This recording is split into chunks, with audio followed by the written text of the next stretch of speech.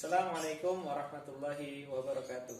Anak-anakku kelas 11 MA Ribatul Mutalimin Kota Pekalongan yang saya cintai, bertemu lagi dengan Pak Latif. Pada pertemuan kali ini kita akan membahas mata pelajaran prakarya dan kewirausahaan. Untuk bab yang pertama, nanti kita akan belajar mengenai kerajinan dari bahan limbah berbentuk bangun datar. Apa saja kerajinan yang bisa kita buat dari limbah berbentuk bangun datar? Nanti kita akan pelajari secara bersama-sama.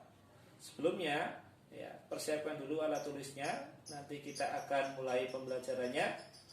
Sebelum kita mulai pembelajaran, marilah kita membaca basmalah bersama-sama.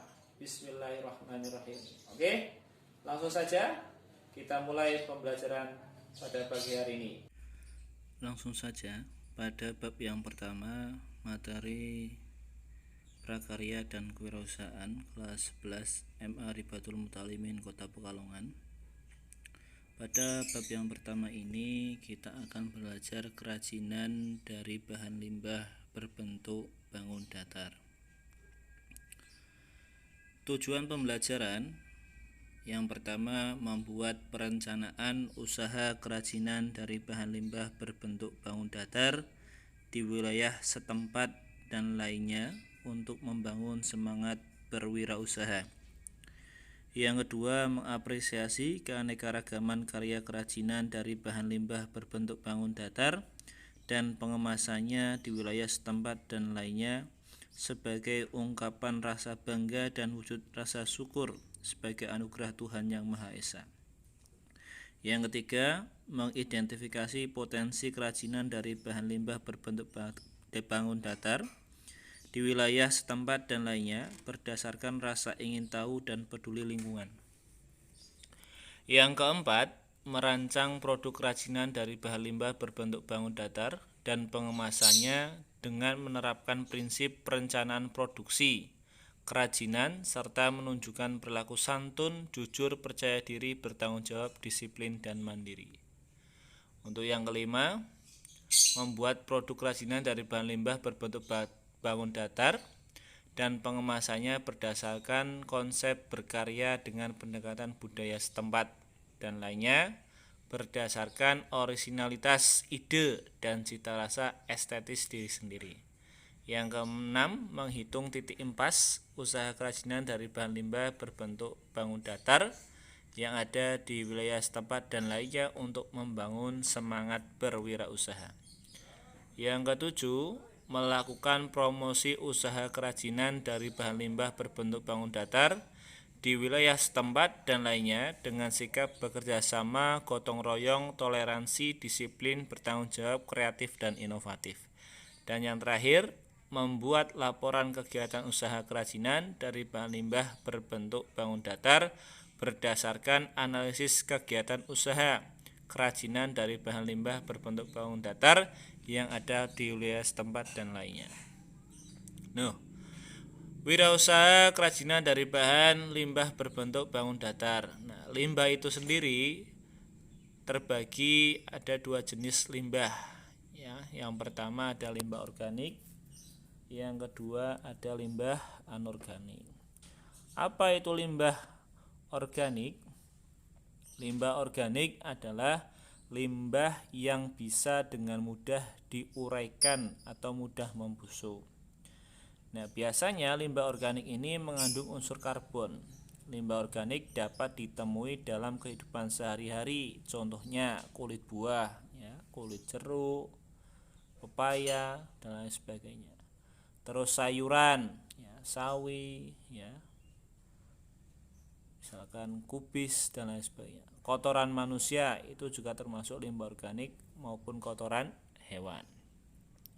Yang kedua, limbah anorganik adalah jenis limbah yang berwujud padat dan biasanya sangat sulit, bahkan tidak bisa teruraikan atau tidak bisa busuk. Limbah anorganik relatif sulit terurai. Beberapa bisa terurai tetapi memerlukan waktu yang sangat lama. Limbah tersebut berasal dari sumber daya alam yang berasal dari pertambangan seperti minyak bumi, batu bara, besi, timah, dan nikel. Jadi limbah anorganik ini biasanya sumbernya dari sumber daya alam, ya, berasal dari pertambangan yang tadi saya sebutkan tadi.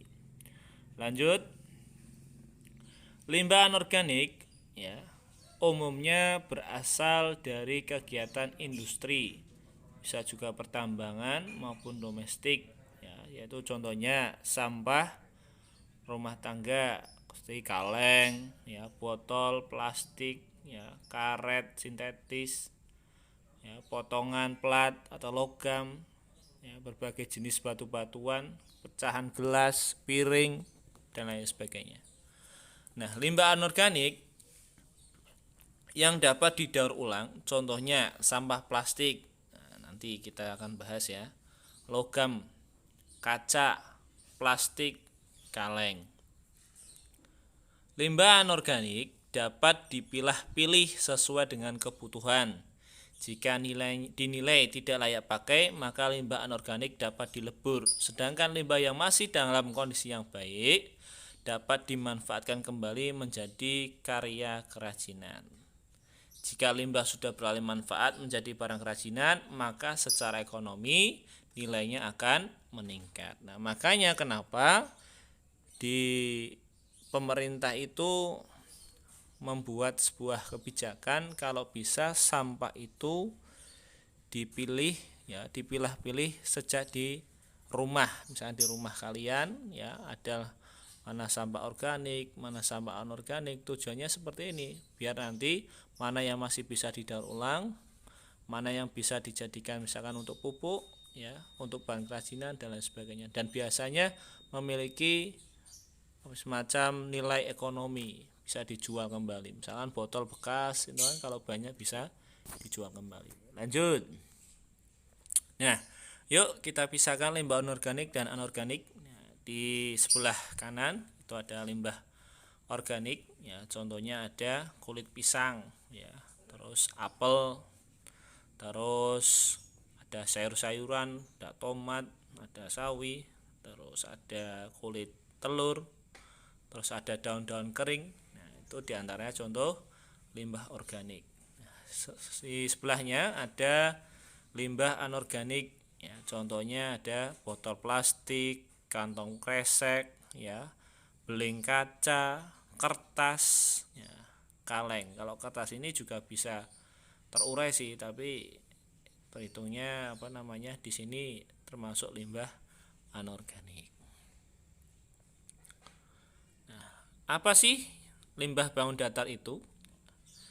Limbah berbentuk bangun datar adalah limbah yang berbentuk bangun yang berdimensi 2. Atau bisa kata lain, bahan limbah yang memiliki sisi panjang dan lebar sehingga tidak mempunyai ruang. Tidak berbentuk bangun datar dapat berupa bidang beraturan seperti lingkaran, segi 4, segitiga, dan bangun tidak beraturan. Contohnya apa? Di sini ada daun, kertas, kain perca, dan plastik.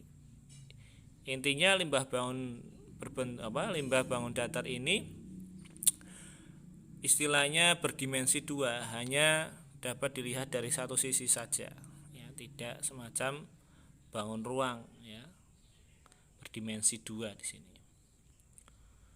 Nah, di sini, ya, kalau kalian lihat sampah, ya, kalau sudah dipisah-pisah, ya kan, misalkan di sini ada sebelah kanan bagaimana sampah masih dalam tong sampah yang masih bercampur, ya, di situ ada sampah sayur-sayuran, ya, dan sebagainya.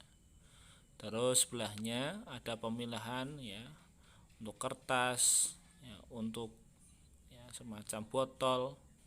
Terus untuk organik tadi saya sudah sebutkan, terus plastik itu dipisah-pisah, jadi akan memudahkan ketika proses penyortiran mana yang bisa dijadikan barang kerajinan, mana yang tidak. Lanjut. Nah, ini kalau kalian lihat semacam ini bagaimana sampahnya? Ya, masih berserakan, ya, tidak ada nilai jualnya. Andai kata kalau kita membuat barang kerajinan, kira-kira hal semacam ini bisa menilai ada nilai ekonominya atau tidak. Ya. Oke, lanjut. Nah, ini contoh bagaimana limbah ya bisa dibuat sebuah barang kerajinan. Situ ada plastik bekas mie instan, ya, minuman, ya, dijadikan ada tas, ya, dompet dan lain sebagainya. Terus botol plastik dijadikan tempat untuk pensil, pulpen, ya. Terus kaleng bekas dijadikan mobil-mobilan, ya. Botol plastik dijadikan pot bunga, pot sayur, ya, dan lain sebagainya. Lanjut. Nah, ini contoh lain, ya. Bisa jadikan lampu, ya. Itu tutup botol dijadikan mainan ular-ularan, ya. Botol plastik dijadikan tempat untuk menabung, ya. Kulit kering, misalkan kulit jagung, ya, dibuat bunga, ya, dan lain sebagainya. Ya, mungkin itu saja yang bisa saya sampaikan. Kalau ada yang mau ditanyakan bisa bertanya lewat WA group. Akhirul kalam, wallahul muwafiq ila aqwamit thoriq. Assalamualaikum warahmatullahi wabarakatuh.